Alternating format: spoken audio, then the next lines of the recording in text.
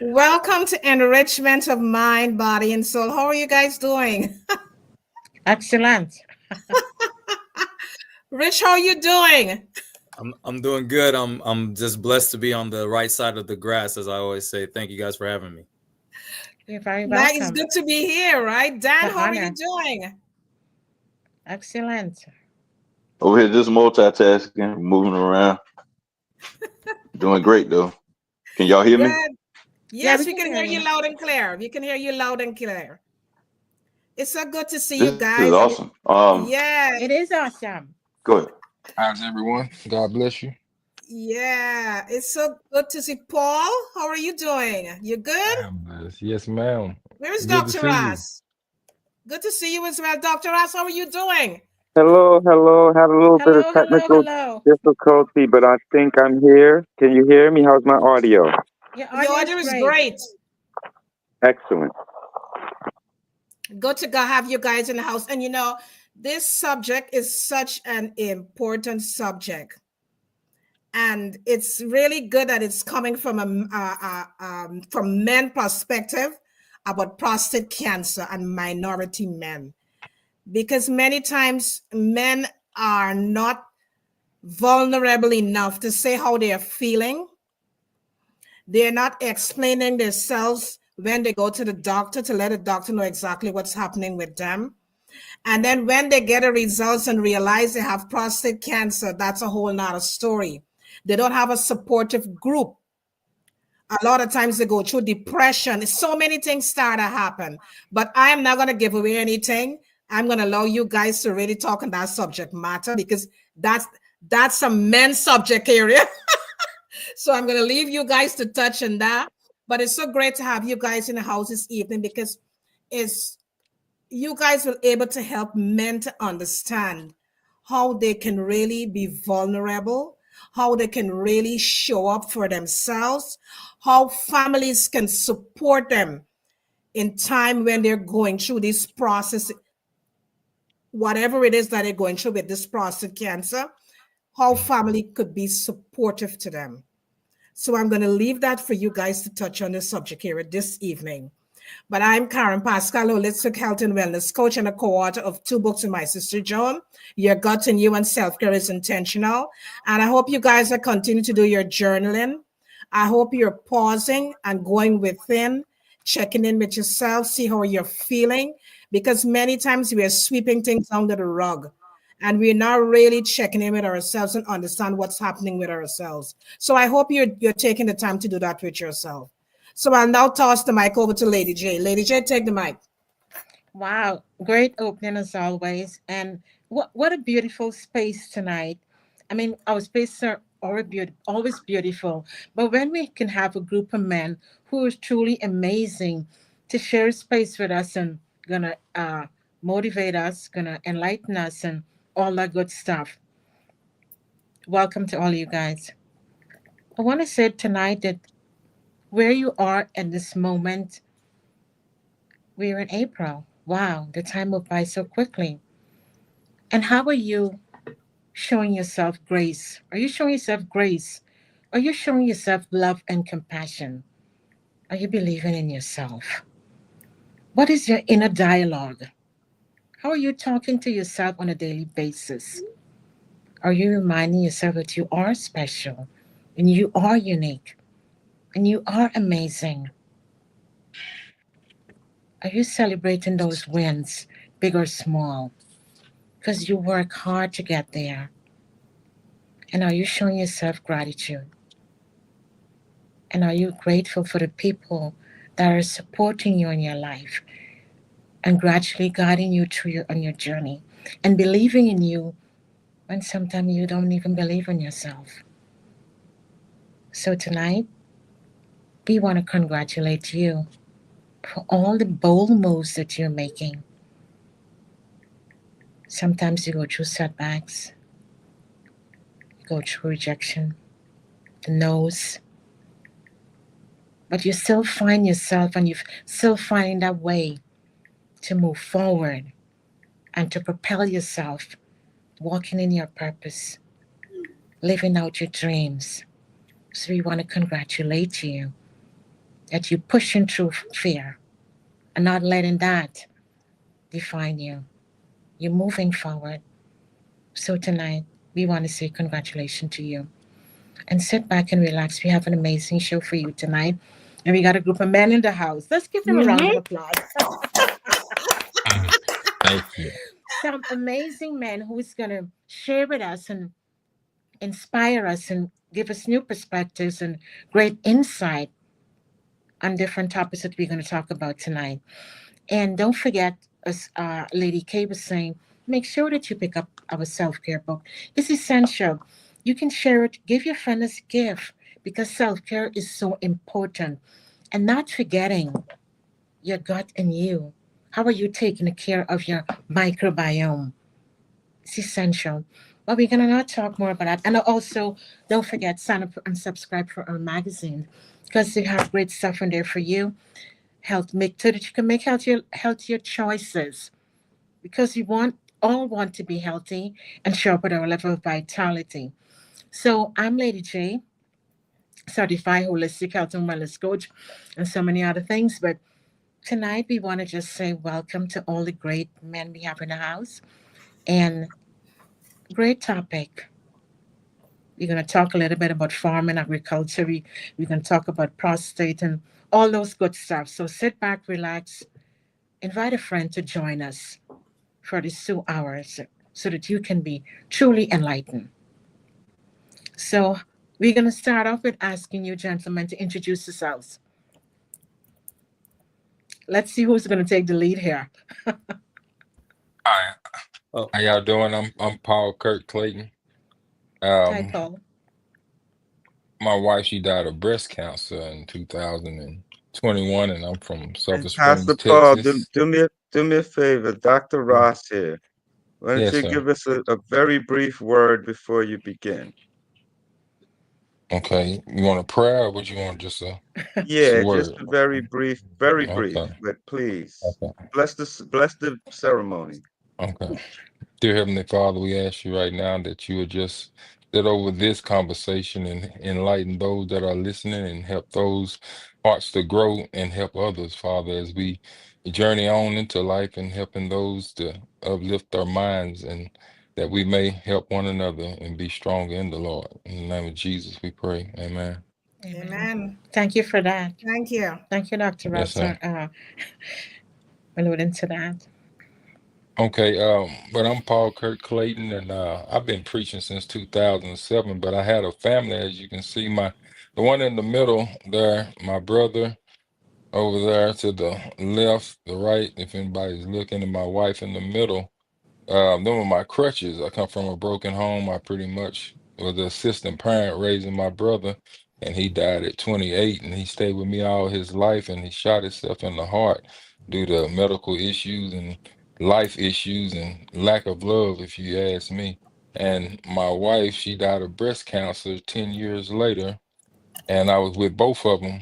She died of breast cancer, and when they took their last breaths, I was with them, and God put me with them, and changed my life and changed the way I look at stuff and the way things are going. And I'm trying to make a difference. I do little videos and little messages. I call it my ghetto gospels, if you will. And then I have my own TV show God has blessed me with that comes on the Now Network app, and it comes on every Monday morning, 12 o'clock Central Time and 1 o'clock Eastern, and 10 o'clock Sunday nights in LA, and it's around the world. Just download it on the Now Network app or go to my platform, and I have those videos over there at Paul Kirk Clayton on all platforms, or just Google me. And just trying to make a difference and use these videos and all my talents, because I do everything I do from a phone, even my TV show in my bedroom. So I'm trying to make a difference. And if I can link up with like-minded people, I want to help people going through cancer. As we talking about prostate cancer, my father, he has stage 5, and I'm taking care of him right now. And he's been diagnosed with stage 5 for the past year, and we've been going back and forth doing different treatments. And you know, I've been through a lot, but God is uplifted me, and I'm able to make over 3,000 and some videos about him and tell people how good he is. He's the reason I get up every day, because I get up looking for trouble. That devil, I look at attacking him and making everybody else's life a lot easier than what I had to go through. But that's enough about me. And I'm from Sulphur Springs, Texas. Yeah, God bless you. Wow. Thank you, Paul. That was very powerful. Sorry for what you lost in every single thing, but that was amazing. Thank you for sharing with us tonight. Yes, and those kiddos, them my babies that me and my wife had. We was married for 20 years, so them are my pride and joy. Them help me get up too. You know, they keep me young. Thank you. We're proud of you for everything Thank you. you're doing. Yes. I'll go Okay, next. Richard or Dan? Yeah, I'll go next. How you guys doing? My name is Richard Chungong. I'm founder and owner of Produce Matrix and also Dash in Between. So Produce Matrix is a digital farmers market platform. One of the things that we want to focus on is how people could get better accessibility to locally sourced products. With me having a background in technology, coming from a football background, wasn't the best with nutrition, but as I got older and stuff like that, my girlfriend got on me, started having to pay attention, started going to farmers market, but then I realized that getting food access, especially when it comes to locally nutritious food, it's not as easy as it is for, when you're getting Amazon or going to the grocery store to get snacks. So I just thought, what if it was possible to create that same digital marketplace to where I could have the ability to be able to go to a local farmer right there on my phone app, be able to meet them at farmers market or a location. So currently putting together some stuff, working with Dr. Roz and Dan on some fun things in the agriculture space. Again, just trying to bridge the gap of technology is moving more faster than most people can really understand. So being able to bridge it to our food system, because especially in our community, we don't really have access to our fresh food. As you guys were just talking about the gut biome, that's probably a real killer of our community as well too. I'm really here to be a fly on the wall, definitely looking to learn some more about gut biome, with me really just being a sponge when it comes to really about my because as an athlete, I mean, I got away with having, a lot of speed and I didn't really have to lift and things like that. And I really didn't have to take care of my body like that. And then I got older and stuff like that. And not to say that I, had too many aches and pains and things like that. I was lucky to not have too many injuries, but it's something that I realized that in our community, we don't really pay attention to. And like what you mentioned, a lot of these things like different type of cancers. My family's from Cameroon, Africa. We've had different type of, sicknesses, unfortunately, ranging from, prostate cancer to various types of cancer, colon cancer. And like I said, at the end of the day, any sickness really comes from, not paying attention to your body. It's really just alarms, going off. There's always signals before. So again, I'm just really excited to be here.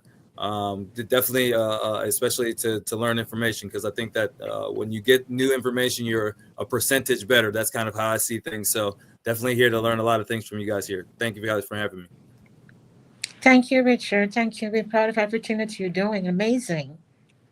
Thank you. God bless you, brother. Yes. Can everybody hear me? Yes. Yeah, we can hear you, Dan. Okay. Welcome. Welcome. Thank you for having me. My name is Dan Scott. I was invited to this podcast via Dr. Roz and Lady K. I'm from Augusta, Georgia, born and raised. And currently, the question when you ask a person, who are they or who are you, tell them who you are.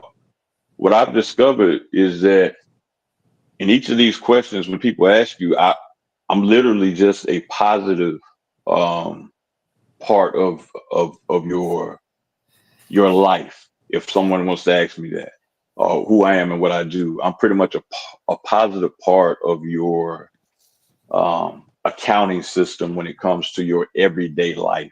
What I mean by that is that based off of what I've done since 2016, 2018 till now, I've learned a lot being a person who is seeking to get into farming and agriculture.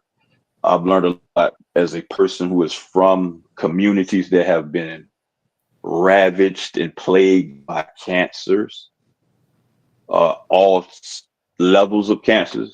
The most common But then there's others I've discovered: cancers, social, economic cancers, environmental cancers. Now, currently, what we're addressing is, we're addressing the digital cancer that's out there. But I'm an ABAWD, an able-bodied adult without dependence. The USDA Office of the USDA, I guess, Food and Nutrition Service has labeled millions of individuals such as myself as an able-bodied adult without dependence, because at the time I'm receiving a SNAP benefits, food stamps, right? Supplemental Nutrition Assistance Program of benefits. Now, this is the one core reason why I've learned so much over these times in regards to even my own intrinsic value and relationship to the core of things. I can just fast track everything and say that now I am working with the Georgia Cancer Center in Augusta.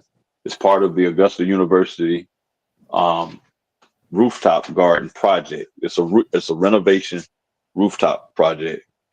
The doctor I'm working with by the name of Dr. Bevel, he basically has a project where he connects with agricultural producers, community gardens, farmers, and things of that nature to connect organic foods and things of that nature, fresh fruits, cancer fighting foods, right? Connect that to his cancer patients that utilize and connect to this rooftop garden. The rooftop garden is not literally on top of the roof. It's like a balcony, second floor type garden that wraps around the building, kind of sort of in the front. So the garden hadn't been kept up, or it had failed to disrepair. Dr. Bevel called on the community. We kind of stepped up, and the garden was not producing any fruits bearing plants or anything. It was just an ornamental type garden. We suggested, can we implement fruit bearing plants, organic foods, do some research?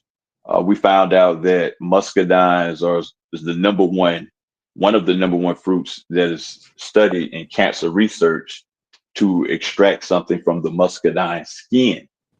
Now we're talking about farming and agriculture, right? People think of farm. We're talking about food deserts too, right? But most and the majority have a particular one-sided view of it, and it's what's kind of restraining them from excelling in this industry. I'm doing this from a consumer POV, but I'm still doing agriculture and farming in regards to the project. So we're implementing elderberries into this landscape. It's going to be an edible landscape at the Georgia Cancer Center rooftop garden. And I basically connected through this project from utilizing my EBT card, SNAP EBT card, food stamps, to activate a federal law, which allows me to buy seeds and fruit bearing plants with my EBT card. I'm choosing to use it for good. If I'm going to do that and grow food, why not utilize it and then create a program where other individuals from the community can join in and contribute to producing food and eliminating food insecurity. This is important because the same way I'm doing this, there are millions of individuals who received a letter from the United States Department of Labor, not labor, but the United States Department of Agriculture and Food Nutrition Service, stating that if you receive food stamps and you're a certain age, you have to be contributing at least 20 hours a week of your time to a nonprofit doing something good, or you should be in school or doing part-time work or some type of give back to the community. So ever since I've been doing this since 2016, and until now, I've literally calculated basically how many hours I've kind of contributed to good. And now, right now, it's just amazing that I'm here and we're here talking about fighting cancer and prostate cancer and things of this nature. Things don't happen for no reason. It's all meant. And I'm just trying to figure out now, how do I be of a better service to the greater goal that we all are here for? I know it's long-winded. I'm sorry, but that's in a nutshell. Dan Scott. I'm a farm and track operator, and I kind of teach other farmers, landowners, how to approach agriculture from this perspective and not just rely on farmers markets or sales or things like that. I'm not a for-profit like farmer, but I don't worry about whether or not the person has to have money to come buy from me. But this is another perspective, and there's a way that we all can benefit and prosper from being connected to agriculture in different ways. Thank you for having me. Like, hey, you wanna chime on that? Just listening to Dan, it clearly shows that we can do so much in this world to make it a better place. It all depends upon our mindset. That's so true. We can take what little we have and we can be creative. Mm-hmm. We all have that creativity within us. But it's the mindset. That's the big one, the mindset. Because look at Dan. Dan took his EBTs and he decided, you know what? I'm going to make a difference in my community where people can eat healthy. I'm going to buy seeds. I'm going to invest in seeds and I'm going to plant so that my community could eat healthy stuff, cancer-fighting foods. What a brilliant idea. What a brilliant idea. I think, Dan, you need a round of applause for that. Yeah, let's give him a round of applause. Truly amazing. You need a round of applause for Dan. Thank you. Taking that inspired action. I just want to also add to this. My greatest accomplishment, I believe at this point, over the years, I write grants as well, right?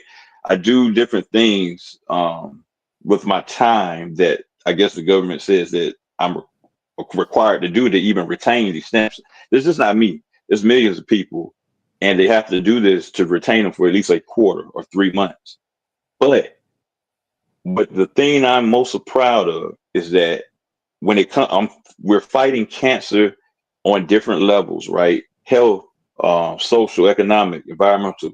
Now, what we're doing now is this digital cancer. There was a product on our shelf at our corner store called Jailbreaker Chips Cell Boss Blend. Think about that. And when I say corner store, yes, you're talking about a predominantly, not predominantly, black neighborhood, projects around, stuff like that, liquor stores, all that good stuff. Yes, someone had the audacity. Someone had the nerve to think that our plight and how we're living here currently to this day, kids who were younger than me, that I grew up out of this, I was able to survive it, but I'm seeing the younger ones hanging in, but this store sells a bag of chips called Jailbreaker Cell Boss Blend. When you know a majority of these cats out here hanging out, the majority of these people in this neighborhood walking up down the street, hanging out, doing what we do in these neighborhoods, they may be going to jail or something like that. So I decided that any of this fruit and plants that we're growing from the cancer center, that ABAWDs or people with stamps chip in to help us, grow.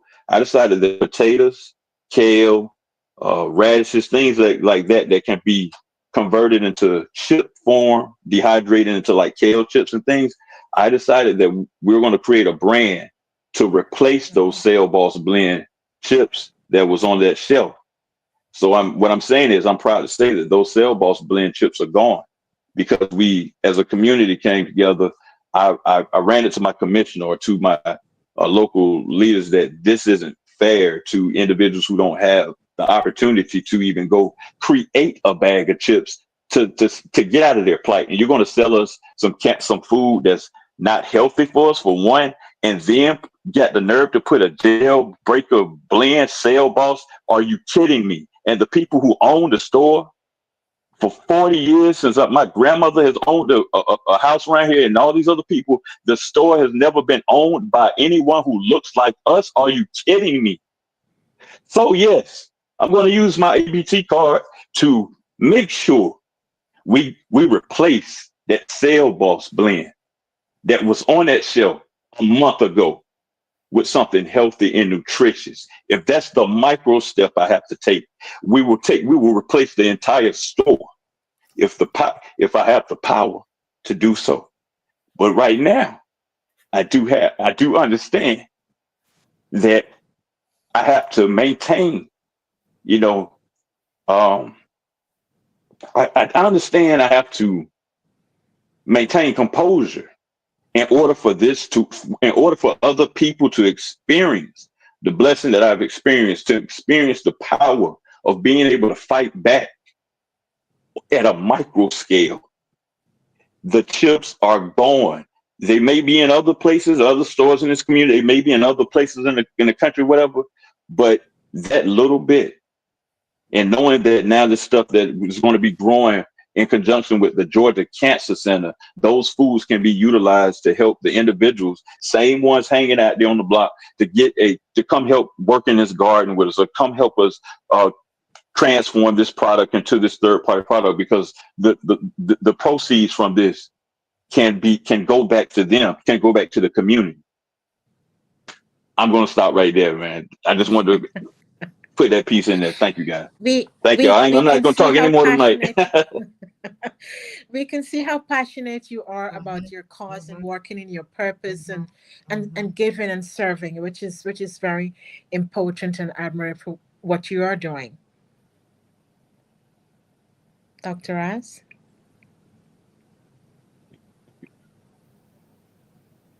Dr. Raj, you Absolutely, there? absolutely. Thank you for that. Hello, everyone. Hello, Lady J, Lady K. Can you hear me? Yes, Dr. Raz. Thank you for being here. Welcome. No problem, no problem. Thank you, guys. As you know, I am Dr. Ross. That's RAS because I am really a scientist. So I'm a neurotrauma endocrinologist, which is a long word for saying I study the brain, damage to the brain, and reproductive hormones. Why reproductive hormones? Well, as you know, testosterone and estrogen, which are very popular, reproductive hormones are used or are necessary for neurogenesis, the regeneration of new brain tissue. If you get brain damage, what would you like? Most likely you would like new brain tissue to repair or replace that damaged brain tissue. So understanding how reproductive hormones play a role in that, we can then help individuals with recovery, not only with mental and cognitive recovery, but also with understanding the biology, biochemistry, and physiology. And that's where nutrients comes in. And so when these things go awry, whether on the nutrient side, the biological side, or just with wear and tear and age, then we have to deal with cancer, right? Or oncology, which is basically the replication or uncontrolled replication of cells, of biological tissue. And this can happen from any different type of tissue. And so understanding how this happens overall is what we do as research scientists. And if you're in oncology, specifically with cancer. But for me, being a neurotrauma or just being in neuroscience, I have to understand biology, chemistry, physiology, anatomy, everything, right? You pile all of this into one so you can have a different or multiple perspectives to a problem. So now when we're talking about cancer, we start thinking about, well, nutrition. We know that we are what you eat, literally, right? So, in order for your body to create medicines, it needs substrates, it needs a foundation, it needs the base. That base is your nutrition, what you eat, what you consume, right? That's what your body used to build itself. So when there's problems in that and understanding how these mechanisms work together, we can better understand in preventative as well as treatment when it comes to oncology, cancer, as well as neurological and mental disease. And so that's what I do here in College Park, Atlanta, Georgia. And I am Jamaican made and American raised. And I'm a STEM educator as well. So I'm in the streets, really in the schools. But I'm in the neighborhoods and I'm in the boardrooms, I'm in the classrooms. You can see me everywhere. And we're here to do a job. And so what Lady J and Lady K allowed me to do was bring on some colleagues of mine as we spoke last week, and why I have my Happy Genes on here. My Happy Genes is created by Dr. Dunn, Dr. J. Dunn, who's down in Florida. And let's look at epigenetics, which is everything that come on top of your DNA that you experience in life, behavior, all the things in the environment, and how does that impact overall health? So if we could start to understand the building blocks and how they work, when on the other end we run into trouble later in age, 80% or 82% of men are um, likely to get cancer, right? And why is that? And understanding that is very important, and it begins with understanding nutrition. So yes, that's why I'm here, and I thank you, ladies, and I have some colleagues with me that I brought that we're interrelated in the area of cancer. And as you heard, first you heard from Pastor Paul Kirk Clayton there, and will speak a little bit more from the personal side, right? But then I want you again to hear with the ABOD and what Dan Scott is talking about and what he has done, because we're talking about individuals, that are in situations like Paul and millions of us, right? Especially men over 50 plus, minority men. There's a big issue out there of understanding what prostate cancer is, what a biopsy is, and when to go get one, in time, in age. How do these factors, lifestyle, play a role? This is all information, and information that comes from research and understanding, but also conversation and community. And that's what this is, conversation and community. So we'd like to bring all that together and then utilize the technology as we have young entrepreneur here in Richard, which, again, brings this together. How do we take our understanding of nutrition, of the mind and body, of technology, and piece that together to have a better delivery system of information so we all can make better choices? So with that being said, let me skip over really quickly to a couple facts here. So as you can see on my screen, we talk about prostate. You guys can see that, right? So men's health, let's talk about prostate cancer. 1 in 7 men will be diagnosed with prostate cancer in their lifetime. So if you know 6 other men, one of them or yourself are likely, right? Not guaranteed, but are likely to be diagnosed with prostate cancer. Globally, more than 1.4 million men are diagnosed with prostate cancer each year. Um, so you can imagine this accumulates. So once you reach 50, if you plan on, if you plan on living to 70 at least or 90, you got to imagine there's 1.4 million men being diagnosed every year. Every year, that probability increase over the age of 50. Furthermore, 68% of men know someone who has who has had prostate cancer. 42% of the men weren't familiar with the warning signs of prostate cancer. Again, prevention, early detection is so important when it comes to cancer. Finally, 25% of the men said they never discussed a prostate cancer screening with their doctor. So their medical professional, this was never a conversation. And I think that is a falter of the medical system. I won't put that on the patient so much, but the practitioners, as we know, and have to bring more awareness. So I did want to mention that, and if I can, I would like to play a couple small short videos. Is that possible?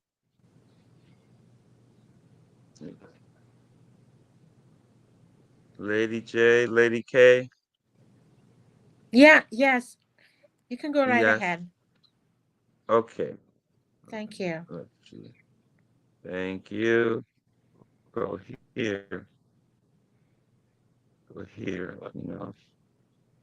Can you hear that?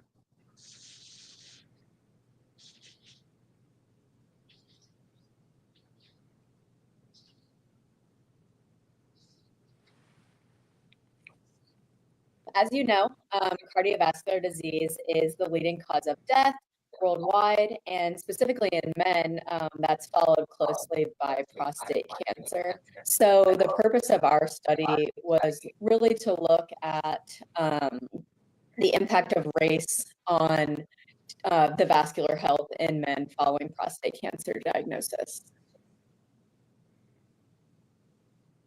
We found that microvascular dysfunction was greater in non-Hispanic Black men compared to their white counterparts. And interestingly, even though these non-Hispanic Black men did have a greater microvascular, so that's the small blood vessels, although they had greater dysfunction, they actually were younger, about on average 4 years younger than their white counterparts that we included in the study.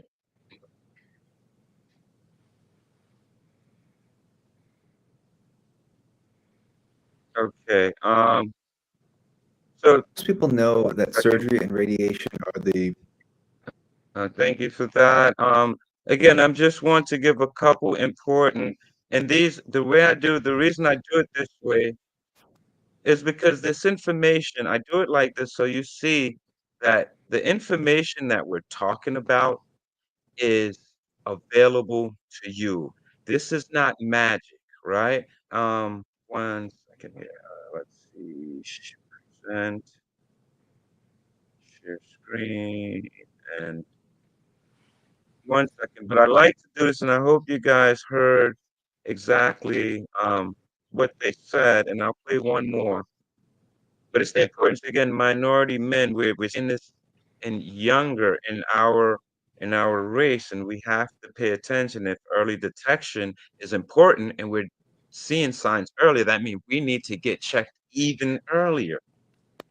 Topic not talked about often enough, prostate cancer. September is Prostate Cancer Awareness Month, and statistics show Black men specifically are hit harder by the disease. According to Mayo Clinic, 1 in 6 Black men will develop prostate cancer in his lifetime, compared to 1 in 8 men of other races. Health experts say it's also unclear why Black men are twice as likely to die. Probably the most cancer in outside of skin cancer studies that show that African American. I want to pause that for a minute because I want to explain something from what you guys just heard, right? So one is the statistics, right? At first, I said to you that in minority men, where's my camera? You can hear me, right? Yeah, we can hear you. Okay. Yes, in minority men, right? We know that we're seeing 4 to 5 years earlier the onset, right? Or seeing diagnosis earlier of prostate cancer. You heard that in the lifetime of a man, there's 1 in 7 chance of being diagnosed with prostate cancer. However, when you separate it by, and this is where the statistics come in, when you separate it by race, they say white male's counterpart is 1 in 8, while Black males are 1 in 6, right? So that means we have a more likely chance. But when you put all of this data together, it says on average it's 1 in 7. So that means when you get that 1 in 7, that is that is a statistics that's inaccurate for the Black male, but it's under diagnosing, right? While for the white male counterpart, it's over diagnosing for them. So there, that understand that difference, then there's a protection in that overdiagnosis as opposed to the underdiagnosis, right? Because if you're not catching it, more of us are going to be impacted from it. And when you put all the data together, this is why you have to stratify and understand, well, why do we look at race? Why do we look at gender? Why do we look at age? To understand these differences. Otherwise, things get washed away. So I think that was an important point I wanted to make with that. And I hope that was clear with the 1 in 8 for all, with the 1 in 7 for all men, 1 in 6 for Black men, but then 1 in 8 for white men, right? But when you put it together, you see the 1 in 7 and you think we're all at the same place and condition and can do the same thing, but we cannot. Okay, let me just let this finish, and then I will. Men are less likely to be offered treatment, be offered even clinical trial. Doctors say people with a family history of prostate, colon, or ovarian. I'm sorry, I need to bring that last point back too, because then this speaks to the practitioner and specifically again to even our minority practitioners, right? What you're going to hear is that we're less likely to be offered a test for prostate cancer, even though we're more likely to be diagnosed. When you start looking at statistics and understand it, this is mind-boggling stuff, right? That needs to be addressed and can explain some of these disparities in health. Doctors say people with a family history of prostate, breast, colon, or ovarian cancer should consider cancer screenings starting at age 40. Okay. Oops. Here. That's right. Thank you. I'm wrapping up now. With that, the last thing I'd like to show, if I can, is one more, and then I will wrap up. But this is the science side, and you guys know I'm really a scientist, so I have to do what I have to do, and I'm not apologizing. No. 1 second here. Here. Yes. Here. Okay. With Father's Day here to remind us just how much we care about our dads, we thought we'd take a look at an issue related to men. Prostate cancer is the second largest cause of cancer deaths in men in both America and the UK. The prostate is part of the male reproductive system and responsible for making seminal fluid, which turns out to be partly responsible for, you guessed it, creating you and everyone else. But with time and age, the cells in the prostate, like any other cells, can pick up defects which lead to cancer. Now, your body and everything in it, including the prostate, is made up of cells. Normal behaving cells go through the cell cycle in which they grow and divide into duplicate cells through a process known as mitosis. But instead of just duplicating uncontrollably, there are numerous measures along the way to make sure these cells are healthy, functioning normally, and replicating at a controlled rate. For example, cells not only receive growth signals, they actually receive anti-growth signals to tell them when to stop growing altogether. On top of this, cells actually have a limited replicative capacity, meaning the more they replicate, the less chance they have to do it again. Finally, cells are generally localized to an area in the body and require angiogenesis or blood vessel creation to sustain their life and bring them nutrients. Move the cell away from this and it can't survive. Any cells that aren't following these rules or that are old and worn out are often removed by a process known as apoptosis. Apoptosis is the controlled destruction or breakdown of cells by the body. But every now and then, a mutation or error may occur which changes the cell's properties. For example, it may pick up the ability to ignore anti-growth signals in one generation, and later down the line, one of these cells may mutate to be able to evade apoptosis. These mutations are random and happen by chance, but it's the combination of a few of them that in the end leads to fast-growing, uncontrollably duplicating, immortalized masses of cells, also known as cancer, which explains why the older you are, the more likely you are to get prostate cancer, because your cells have had many more chances to pick up multiple mutations through many generations of cells. This is one of the reasons that about 80% of men will get prostate cancer by the time they're 80. So is there anything we can do about it? In some ways, yes. If we look at Asia, we see some of the lowest prostate cancer numbers across the globe. So we might think it's genetic, and many studies support this. But interestingly, Asian men who have moved to America show a higher incidence of prostate cancer than those in Asia, in proportion to how long they've been in America. On top of this, American-born babies of Asian descent have nearly the same incidence of prostate cancer as Caucasian babies born in America.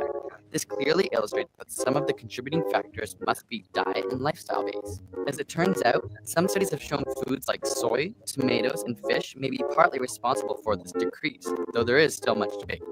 These foods, as well as a few chemicals and medications, all have properties which may aid in normal cell regulation or prevent cell damage and mutation. On the other hand, fatty foods have been noted as potential culprits towards many cancers. At the end of the day, even though there still remains uncertainty surrounding prostate cancer and how to prevent or treat it, education and understanding are of great value. So instead of giving your dad a card this Father's Day, grab a tomato in one hand, some soy in the other, and give him the greatest gift in life, knowledge. Because the more we encourage each other to learn and live a healthy and active life, the better off we'll be.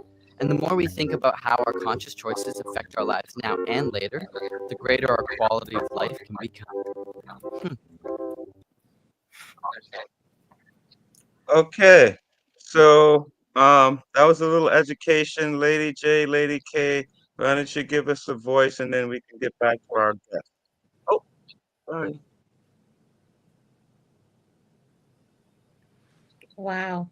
Thank you. So That was yes, that was very please. powerful. Sorry, go right ahead. Finish your thought, please.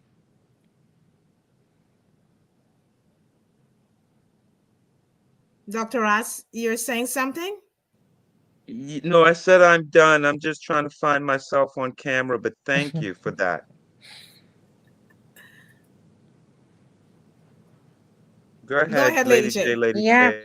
I mean that. Thank you for that. I mean, very powerful, and that is an important thing when we're given information, when we're being provided with knowledge, because then we are being empowered so we can make better choices. And there was a lot of information in that uh, segment there, but when we can think about what age, how early men can should get tested, and so before I say anything else, I just want to jump on this question as we on it. How should a man go about this situation? Should he, but his physician or his primary doctor, should he ask for the test? My question to you. If it's not So, offered, how do we right. advise the man what they should do in this space? Well, before I even speak from my perspective, and this is why we have Pastor Elder Paul Kirk Clayton here, right? So I want, again, the reason we're going to speak from an ABAWD perspective, why we have Dan here, right? Why we have Rich here about technology is you don't want to hear from the professional. You want to hear from the side of the people, right? That's actually doing it, and then I'll comment on that. So, Paul, as you have dealt with this and has as pro as prostate cancer has entered your life, right? Whether directly, indirectly, how did you deal with that? How old are you? Did you go and get tested? What did you actually do? And the question she's asking, you lived this. Can you talk to us? Well, my granddaddy, Thank you. he got it in well, probably way younger than I was, but he died of it in 1995, January 31st. And he was one of my heroes there. He was a preacher, so that kind of struck me. And then his brothers died of it, and he had like 8 brothers, 7 brothers or so. It was a lot of brothers. So and then his kids got it. My father has it now, stage 5, and this is the second go round. He got it back in 2014. Now they probably got rid of it for they take him 15, 20 years, but it came back within about 6 or 7 years. So now we dealing with it again, and it's very aggressive. And cancer has wrecked my life. Everybody I've loved pretty much has died from that. My wife died of breast cancer. So we, I know, as men, we say this, a lot of time, I don't want to put this on the woman, but I want to put it on their mind. We tell men to suck it up, don't say nothing. You know, we don't supposed to cry and all that kind of stuff when you're younger. And then when we get older and get with women, they were like, he shut off, he won't talk. But we was raised from a child to a grown man, and then we become a grown man, and and then they say, you're not a man because we shut off, but that's what we was taught from a child up. So who do we speak to? You know what I mean? It's like a catch-22 on that. He hit the nail on the head, I, right? I was That goes not I was not just about to only say. not only to your significant other, right? That goes to even your subordinates, right? To in your professional life as well, to society. What he's speaking is what we as Black men, especially when you try to um be a beacon, a light in the society where again you're being portrayed as the other, but yet you're trying to be a model citizen, right? But Yes, everything is telling you that you're not. This is what right. he's talking about, right? And we live this. Um, And no I matter don't how want much to, you try. I want to make, I don't mean to cut you off, Dr. Ross, but even me in my situation, when my wife died, they came, I've been under the government, under SSI ever since 2001. I had a wall fell over on me and crushed my spine area. So I done had 5 back surgeries on my back. Each one of them was 8 hours long. Government paid for all of them. And when my wife died, they took my insurance, put me on a different program, which took my Medicaid. It took all my insurance. I'm supposed to be on the taking blood thinners. They don't care if I get that. I've had to stop taking that. And they said I could die if I don't take, my antibiotics. I've been off of that for at least 5 months on the antibiotics, and I got staph infections in my bones. They don't care if you live or die. And now I'm waiting right now it's been about a year since I'm trying to get back on SSI. They shouldn't have never took me off of it. So my reward of me losing my wife is they was trying to kill me, and I'm all my kids and my father got. So if they lose me, then what happened to them? They don't care. So I got to stand on it. And that's why I make these videos and put out messages that people have hope. And I hope people look to me as hope, because I will not die. I got something to live for. I'm trying to finish what me and my wife started, when my granddaddy started. But, I'm going to let cancer ruin that, and the people that stand behind what they do. Thank you. And so with that, right? Again, from the personal side, Wow. and then we have that research side, which I think Dan, if you can speak to the efforts, right, to even we have the agricultural side, but I want to speak more to that social side and addressing the social cancer, right?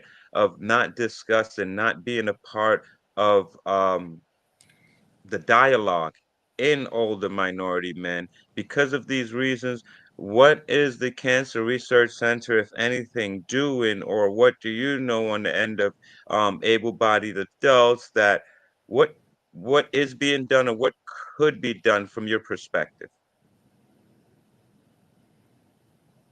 What is being done is collaborative efforts organically that includes all sectors and levels of healthcare. You got the hospital, you got the school. Now you have the actual community, the low-income area community, the individuals in there who have an opportunity to participate in one goal: unite in the fight against cancer. That's kind of what it's, I believe, that's the project we're connected to. It's a Paceline grant, and it's unite in the fight against cancer. So one thing I know for sure, bringing together different individuals from different levels of this together to do one thing, and this one thing so happens to be what? Helping grow and produce foods that do fight cancer.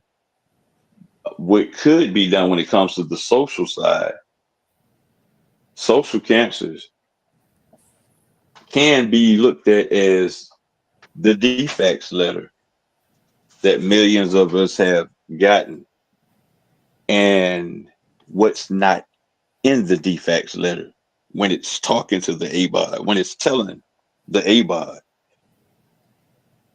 you have to do these work requirements in order to retain your benefits. What could be added to that verbiage is requirements that it requires you to be participating in something that's going to keep you healthy or that's going to keep other people healthy. What could be in these work requirement letters that DFACS is sending out, that people should be required to what? Take the prostate test or something. Give them hours for that. It's going to take them time to go do that. Am I correct? So going to these places and getting these things done, or us as a organization or group of individuals, we can add those things to that work requirements letter. It may not state those specific things, but what if we had say, hey, well, you're going to get your hours if you're trying to maintain 20 hours a week or do this, that, another, and you have to turn this in and do something. Well, yes, we can state that, hey, we'll earn you an hour or 2 hours of your work requirements and go get a test for prostate cancer. We are already asking for individuals to contribute if they're going to want hours. They can buy seeds and fruit-bearing plants like the elderberry plants that we're going to have implemented in it. So these things, pretty much from a social side and addressing social cancers, which could be bad or good, but there could, like I said, the DFACS work requirement letter is a good thing. But the social cancer of it is that it does not specifically state and say, hey, look, you need to go do these good things that's going to help you and save your life. But that's where we come in at. All right. I'm done. Excellent. Thank you for that. So again, it takes, Thank you, Dan. to answer your question, it takes not just the individual, but community. It takes understanding, right? You have to be comfortable to step out your zone to do that. And sometimes we seek understanding in solitude. And with that, I'd like Richard to speak about technology and how we can use the technology to help us understand some of this information, right? We might be a little scared of the technology, but how can we navigate to get to some of the information that Paul and Dan talked about? And how is AI important in understanding cancer, oncology, not only just on the problem, but also the solution? Richard? Yeah, I mean, there's one of the things that's really exciting to me, coming from the technology space, is kind of like what Dr. Roz is mentioning is AI. You know, they have new versions of imaging now that they're using to be able to do, testing and whatnot as well. I think that now, kind of like what we were discussing here, you can use AI possibly for, having someone to talk to in a matter of getting those discussions of maybe trying to find out those symptoms. There's things like AI agents to be able to just ask simple questions like, hey, what are the current symptoms that I need to look for if I'm at, getting towards that age? One thing that I would say is education is a real big thing. Using artificial intelligence for education for these many different avenues of what we're talking about. Because of the fact that many people don't know about it until, unfortunately, until it comes, crashing into your life. So I think that from the technology side of things, there's many different tools that are coming out now. Now that we have artificial intelligence moving so fast, healthcare hopefully can catch up, the innovation and obviously rules and regulations, kind of things like, my happy genes, like what Dr. Roz was, people looking into many different ways of, I call it almost gene hacking, because you have to really look at, your lineage as well, because many people don't look at, the hereditary things. And how they can be able to, again, if you had it in your family, pride wise, again, being, a young black man or black man in general, you have that pride. And I think that, to the lady's points of what the conversation is that really you have to get out of your own way, because your ego, a lot of times, you go around in this world, and especially in this modern day, the outside world may paint you as a villain and all this other stuff. And you have to be this strong, as you mentioned, beacon of light and whatnot. And then you get into my age group where, we think that we're, superheroes and we can, live forever and whatnot. And we don't think about things like health. So I think that we're in a very interesting time, just like what Dr. Roz was mentioning, things like YouTube, YouTube educational television as well, teaching people in innovative ways. Myself, looking into things like gaming, being able to teach people about, cancer information, cancer research and things like that. But I think that really we're right on the cusp of it. But at the same time, too, we're also in a time where, because the information is so abundant, many people tend to take it for granted. And ignorance is also at an all-time high because technology is moving so fast. So I think that we just have to do things like this, is just have conversations from many varying industries to be able to kind of bring the information to people in different channels. So again, thank you very much to Lady K and Lady J for having us to be able to bring up this conversation. And again, now once you put it on the internet, it's another form of being out there forever, more or less. So that way, people can come back and hear a conversation of the many different ways we look at this. So thank you again. Wow. Thank you, Richard. And I think it's also an interesting time because you in the gaming world and you in that level that you can simplify it for someone, whatever, because you're working in so many different on different areas. But with in the prostate that we're speaking about tonight, that you can create something that would inspire man, because just not dealing with the just listening to something, but something fun that they can learn at the same time and be inspired. Okay, well, I got to do this, or the signs that I have to look forward to as I age and as I become older. What do I do, and things like that. So I think it's really an interesting time in life right now that we are accessing information on all different levels with innovation and with technology and every single thing. Lady K?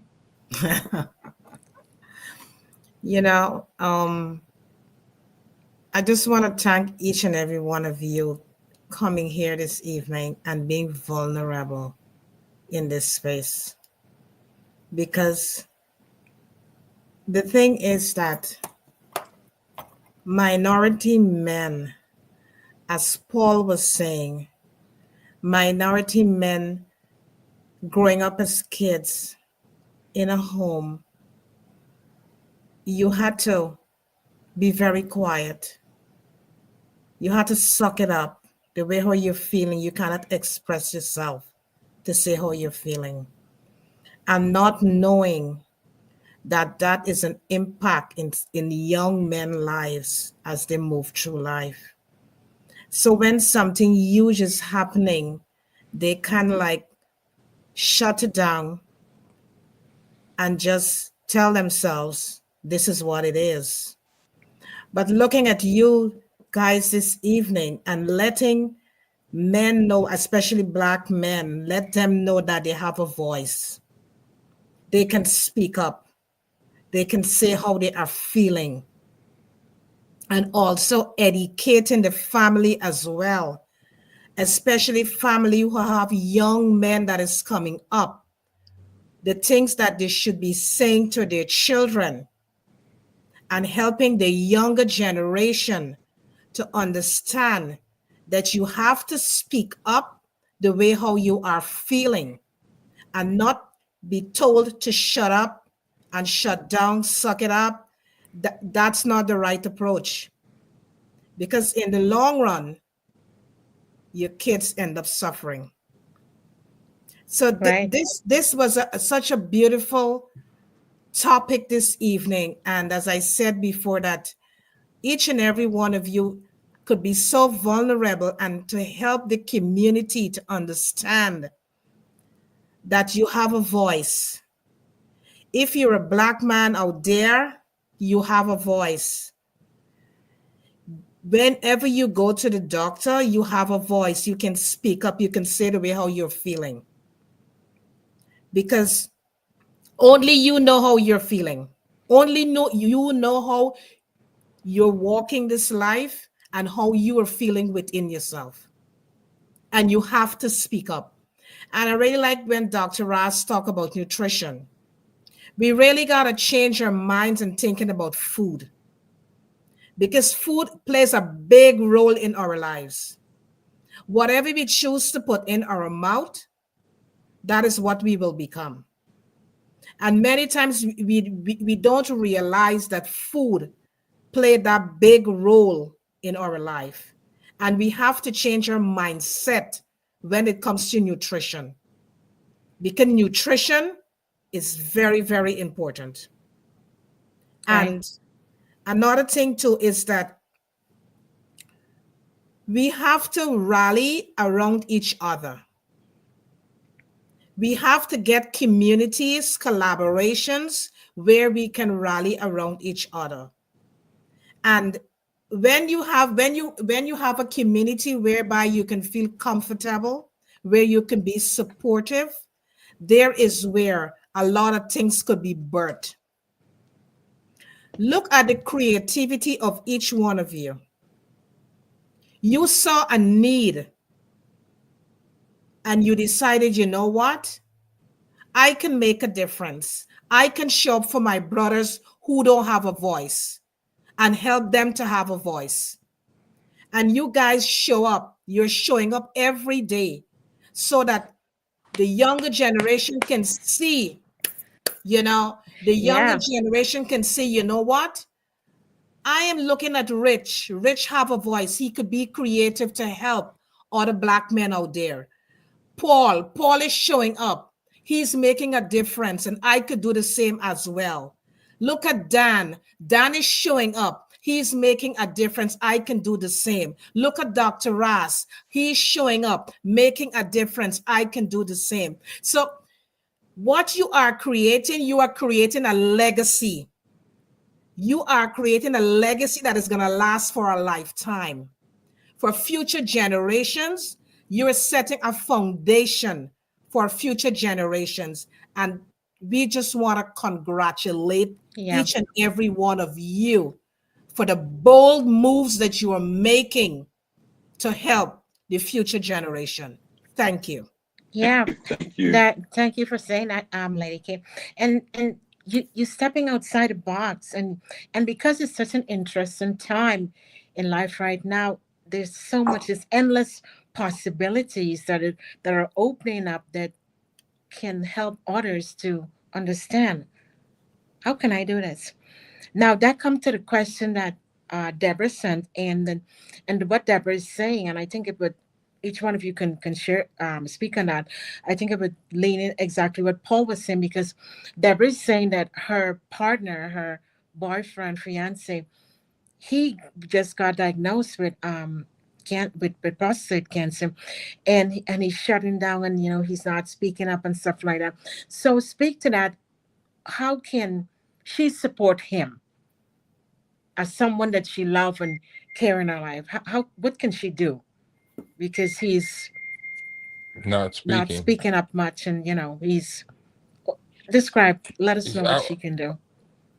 I would say this. I would say she needs to kind of speak to his inner child. You know what I'm saying? Make him feel seen. Because a lot of times we as men, if you look at Father's Day and you look at Mother's Day and look how people go out for Mother's Day, and even on Father's Day, they get us a grill or some power tools, like we want to keep working. Sometimes we want to relax too, and a lot of times we don't feel that space, like everybody's always pulling on us. I like it until like Moses. Every father is a Moses. They look to God, and then the family look to him. And a lot of times that becomes overwhelming, because people don't realize with Moses that the people that he fought for in the beginning of his life and killed for, it ended up keeping him out of the promised land. You see what I'm saying? Because he ended up calling them rebels, and God says you can't enter. But sometimes the things we fight for is the things that bring us short as men. Yeah. So she would need to. He would need to speak to him and be gentle with him, because it's gonna take time. Gentle, That's something right. and that's gonna take some healing through childhood. It's stuff that he's got to go through, and forgive other people for telling him to do that, and forgive himself for even listening to that. It takes That is time. so Yeah. true. Yes, yes, Wow. yes. Got to. Dan, can you pick up on Um, that? definitely gonna pick up on it, man. You got That to. was powerful. Thanks, Paul. Right. Yeah, Speak to Paul. his inner Appreciate that. child. Yes, yes, sir. Wow. Yeah, appreciate that, Paul. You Yes, know, sir. the other day I was on the line with Dr. Roz and Rich. Mhm. Paul, I don't think you were there, but Dr. Roz said something that struck me, right? It Right, was something relative to we're all consumers, right? right.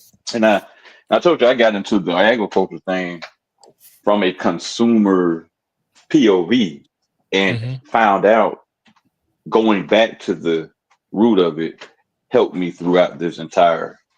Anyway, Lady Mm-hmm. J, Lady K, they stated uh Mm-hmm. something regarding creativity, and Yes. when it comes to that man that has shut down, Mm-hmm. that she can't get through, Right. she has to use a creative approach in Mm. Mm-hmm. regards to the things he's consuming, Yeah. already. You got Yes. text messages, you got books.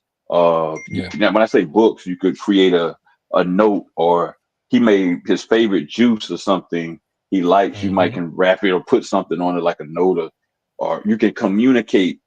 Just think of Wow. creative channels and ways of Wow. communicating with him that he wouldn't actually, I ain't gonna say expect, but that he would be, it would surprise him, and he would be like, wow, it'll put a smile on his face. Because guess why? Yeah, yeah, Guess why? yeah. Hmm. The thought that person who Yes. shut down might, as be like you said, Paul. Well, the kid, men don't think we, as far as getting the passion, from family as much as women do, right? So, or Mm-hmm. just the mothers do. So once you, if you do You connect okay? to him You through, yeah, once you do connect with him through that creative channel, then mm-hmm. then he would say, "What? Dang, I ain't even think nobody was even thinking of me in that light." Right, And that's right. Yes. exactly how she will Yeah. get through to the person who is not communicating that way. Just wanted to Okay. say that, maybe me to be The, long winded. you find because the Great, scripture great, great point, Dan. Great point. the scripture Thank tells you. us to clean the inside of the cup and the outside to take care of itself, and that's so true. Even with me, when I lost my wife, I thought I had all bad stuff out of me, but there was some stuff still down in there. And it's the thing of power of love. You know what I'm saying? When I lost my wife, I didn't think I could get up the next day, but it's something about what I told her before she died. I said I got my kids. And I meant that. And then I started looking at the world and I'm like, look at what we consume. And we eating at McDonald's every day. And women and people trying to get BBLs and make their face pretty. And they can't boil eggs these days. We need survival skills because these babies are malnutrition. And then we tell them to go watch your TV, go do this, go there. And then they have to pretty much grow up on their own. And then when stuff go wrong in their body, who do they tell? You know what I mean? Wow. That was So, some powerful stuff there, both of you, Paul and Dan, that, you know, speak to the inner child of him. And as Dan, you expressed, which you did so well in that too as well. Get creative. Get creative. Use your creativity to the max because he might never experience your creativity, and you can do something different, which would really change the whole emotional feeling in that space. And he can open up more to you and be vulnerable because you're creating a space for him that he can share with you. And then you can, as Paul said, gentle, and I think those are the approach has to be taken. Of course, each situation is different, but I think there's also commonality in things as well. Because when you can be gentle and you can speak to the inner child of the man, and you can be creative, write little notes, make look and see what is his favorite thing that you can go to that he enjoys. Beautiful, beautiful. Really Richard? beautiful. and I'm gonna say this: every wife and every mother can touch a man. Period. Mm, Now, there's no way they cannot be soft and not have it work because they have a soft spot. They the reason we get up every day and do what we do. So That's they good, can be Paul. tender. Sometimes we just get the world on us and we bring it home with us and we throw it on the closest person we love, and that's usually the husband or the kids. Uh-huh. There is a question from one of the Well, audience.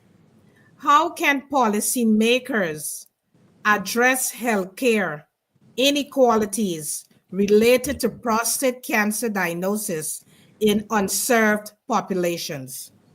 that's a good question. Thanks Thank for you, that Lord. question. Dr. Ross? Excellent. That's an excellent question. Yes, But yes, I it want the is. answer It's to a come great first question. from ABAWD, from the person. Oh, So okay. I don't know if the audio is What? low, but I would like Dan to answer, then Paul, and then I'll answer. Go right ahead. Take the floor. So the question is, how can policymakers? Ask the question one more time. How can Could you restate the question? policymakers address healthcare inequalities related to prostate cancer diagnosis in unserved populations? Oh, that's an easy one. Education. You see, an uneducated community is going to basically reflect as much as it knows. They need to educate the people who, first, a policymaker. Uh, People need to know who are policymakers, right? First, we need to find out who they are, and then how are they connecting to the community at the micro level? Are they disseminating information? Are they, because who are they representing when they're making the policy, right? Right. So first of all, we can ask them whose voice are they representing, you know? And at that point, I also ask them, well, how are they educating? You can survey them. They're public officials. We can find out. And if they're not, if you say, well, what you did with that program, it didn't reach our community, or it did, but that's a nice program, but it didn't reach our community. We can help them reach the community when it comes to educating Right. better. And guess what? Now that you have a voice involved, they can include that in those policies or represent the community better. But at this point, yeah, it may be represented from a POV of those who are actually getting the knowledge, or those who are involved. So it's going to take a effort on both sides from the community to understand even who the policymaker is or who's affecting their lives, and then from the policymakers to understand is what they're doing and their outreach, education, technical assistance, what they do, is it really reaching the community level how it's supposed to? Good answer, Dan. Thank you. And I would like to add to the seriousness of it, because we don't think about it. If you take a banana and watch it dry up and shrivel, that's what a cancer patient does in front of your face. As a loved one, you watch them shrivel, and there's nothing you can do about it but make them comfortable and take them to the doctor and get shots and this and that, but you still watch them fight. And all you can do is cheer them on at the end of the day. But you have to bring awareness, because when you are aware, you won't make the same mistakes as the previous Right. generations. Right. And you're touching a great point there, Paul. Awareness, because when we have the level of awareness, when we have Absolutely. the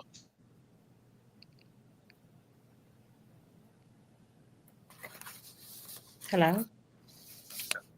Yes. So I thank you. This is so informative, because I'm learning, I'm hearing things, and I'm thinking. I'm thinking about not just what I'm learning, but about who I know.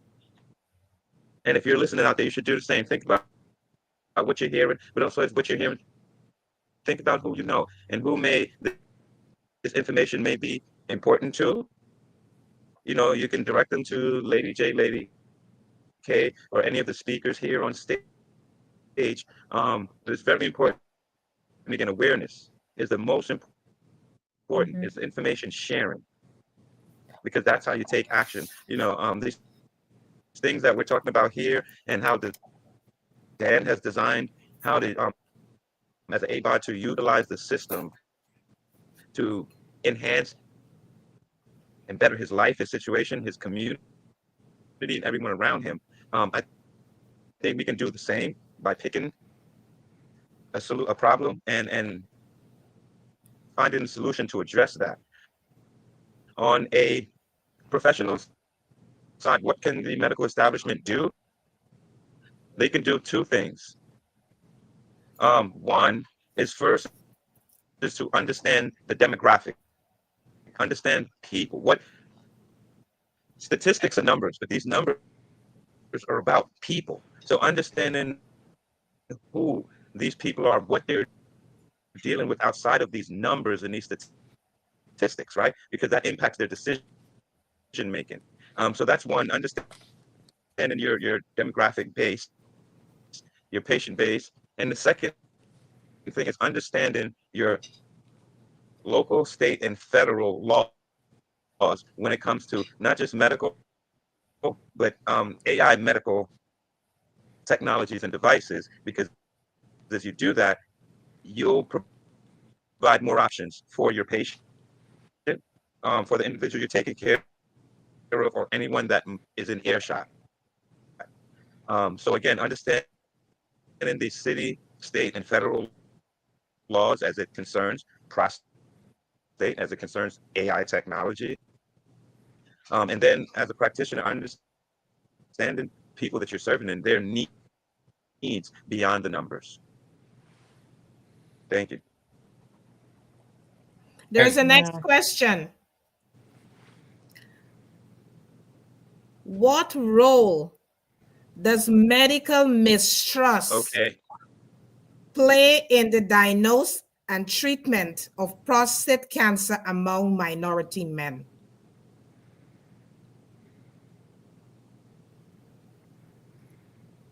Okay, so what role? Yes. Or ask the question again so I can get it clearly. What role does medical mistrust play in the diagnosis and treatment of prostate cancer among minority men?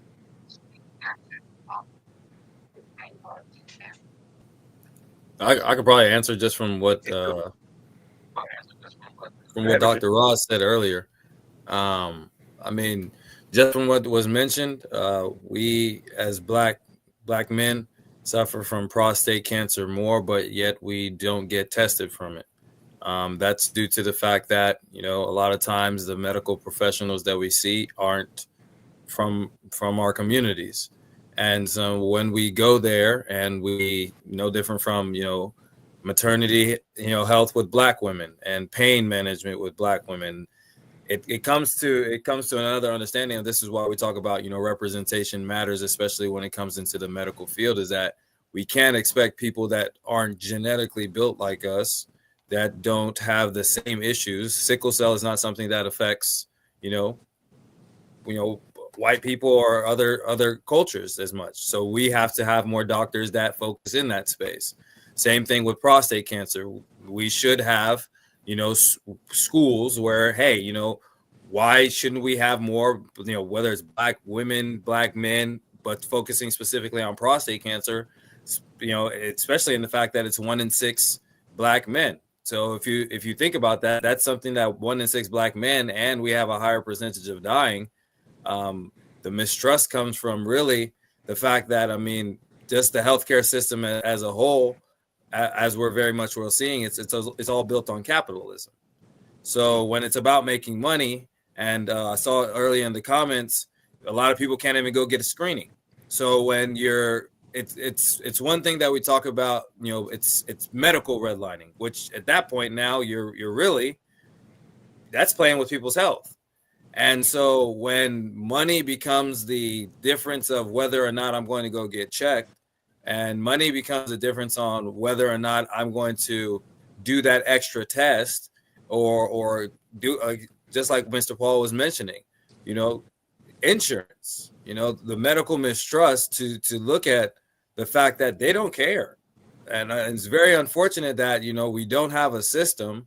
And again, most things are all business, but when it comes to health, you would hope that the government that you pay taxes to, the hospitals that every sales tax and everything like that goes towards, you would hope that they would have your best interest. But unfortunately, and this is where I think that, to kind of answer the question from before, I think that it's on people like myself, entrepreneurs, innovators in our communities, to see both an opportunity to I feel like if you start looking into research, and again, now it's like me, I'm thinking about how I can, whether it's gamify education in this space and do those different type of things, because I love money, as we all, everybody likes to make money, but at the same time too, it's like, if you look at it from the perspective of, 1 in 6 people is affected, 1 in 6 men is affected by this.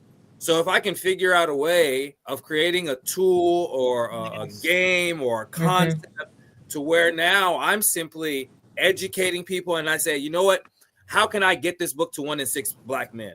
Maybe it costs $10. So then now, not thinking you're thinking as a capitalist, but then now you're not depending on the medical health system. It's no different from the justice system. We can't expect in a country that wasn't built on the intention of respecting us to care for us. And it's not to say that you shouldn't, go and, rely on get your government, assistance and those different type of things, but just no different from what Dan did. You have to take matters into your own hands, because at the end of the day, the only person that's going to have self-interest for you, your people, your family is you. Yes. And just like Paul was mentioning, as Black men, we are that rock. And brother, I don't mean to cut you off. I'm gonna say this. This tonight will be my 2nd episode, but I will get with like-minded people, and we can put some stuff on my show going off or coming on, and we can bring awareness that way, because it's aired around the world. And it's, people just go to the Now Network Where you app and it's located? on there. I'm here. Paul, I'm in Where you Texas. located, Paul?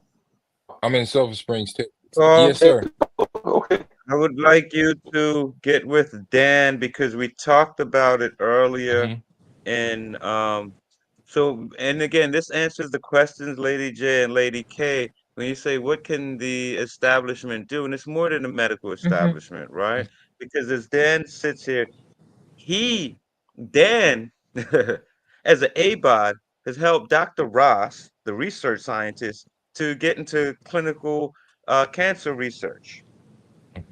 Go figure. I'll say that again. So Dan Scott, the ABAWD, was able to mentor and help me get into oncology cancer research. Amen. Okay, Amen. that's very valuable. Okay, I have a bunch of All degrees. things work together. I mean, I'm sure All things work together. Yes. Yes. So my point is the value. You have to see the value in yourself, Amen. and others will see the value in you.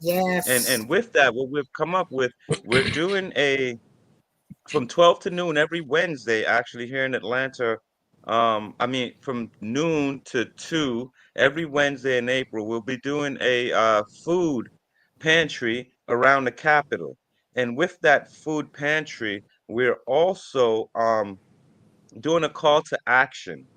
So if individuals will actually, can benefit ABODs from going to get their prostate exam. So you can fulfill your hours. Dan spoke to you about hours, right? That they have to commit to keep their benefit, the 20 hours a month, which breaks down to 5 hours a week. Well, we have created, with the help and direction of Dan, programs for ABOD to be able to make those hours up learning like Dan did to create a nonprofit, learning to create a for-profit, all of these things, learning to show other ABODs how to utilize the system. So we're doing that for 3 hours, 3 dirty hours for diversity, digital immersive reality training year round. You can come anytime. This is all year round. But again, Check us out. We're at the bookstoregallery.com, and you can reach out to Dan as well, because we're doing virtual as well as in person, but you can come and you can learn and contribute to. We'll be preparing lunches for these food pantries around the Capitol, but also individuals. If you're an ABAWD and you haven't had your prostate exam, get with us and we will make sure you earn your hours for taking a time out to check on your health. Dan, you want to Yeah, speak to that a little bit? yeah, it's actually 20 hours a week. So what you have is people across the nation. I'm gonna pause and also speak to the last question about the distrust medical question. Yes. To that person, my response is, with the medical industry having it, there's a phrase out there. There's no profit in the cure. That's the most popular phrase that's floating through the underserved, low-income communities or the communities where food deserts are. You know, people they like to use this phrase and just to discredit really the medical industry too. There's no profit in the cure. So what the medical industry can do is there's no profit in the treatment. I think there's profit in the cure. I think I said that wrong, but nevertheless, you understand You the said phrase. There's it no right, bro. profit. Right. Okay, I said it right. Okay, so I'm not. I ain't broke. I ain't gonna try to fix it. But yeah, so with the medical industry not showing the people that they can, you know, correct things through treatment, or that yes, that's not a lie. Yes, there is profit in the treatment. It could be your wealth of what you're doing, and by buying seeds to offset that processed food that's on that shelf. So yeah, the medical industry probably just need to step up a little bit, because with that one phrase, it is keeping people at a level of they don't really trust, the medical industry. But anyway, on the other hand, Dr. Roz spoke on 3 dirty hours. So I did not state that I'm also a registered apprenticeship program sponsor for the nonprofit that I work for.